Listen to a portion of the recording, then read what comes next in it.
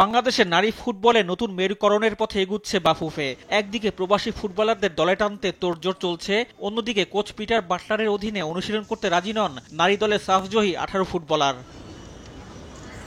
বাফুফের নজর এখন ইউরোপের 3 নারী ফুটবলার, সুইডেনের আনিকা সিদ্দিকী, যুক্তরাষ্ট্রের শায়লা আহমেদ ও জহুরা আক্তার। ইতিমধ্যে 19 বছর বয়সী মিডফিল্ডার আনিকা সিদ্দিকীকে জাতীয় দলের ক্যাম্পে যোগ দিতে আমন্ত্রণ জানিয়েছেন ফেডারেশন। 2023 সালে আনিকা এশিয়ান গেমসের বাছাই পর্বে বাংলাদেশের হয়ে খেলেছিলেন। সুইডেনের শীর্ষ পর্যায়ের ক্লাব আইএফ ব্রামাবোচ কর্নের সিনিয়র দলে খেলেছেন এই ফুটবলার।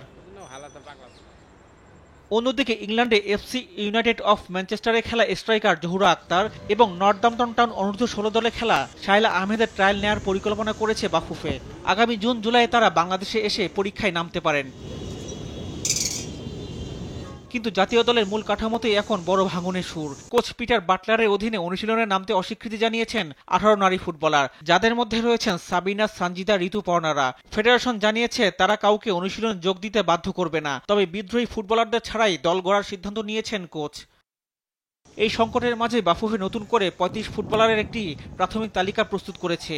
ক্যাম্পে অনুশীলন করা 12 ফুটবলারের সঙ্গে প্রথম ধাপে চুক্তি করা হবে। তারা হলেন মুনকি আক্তার, স্বপ্না রানী, অর্পিতা বিশ্বাস, সুরভি আক্তার প্রীতি, কোহাতি কিসকু, সাজেদা আক্তার রিপা, ইয়ারজান বেগম, আকলিমা খাতুন, হালিমা আক্তার, আইরিন খাতুন, সুরমা জান্নাত ও আফিদা খন্দকার প্রান্তি।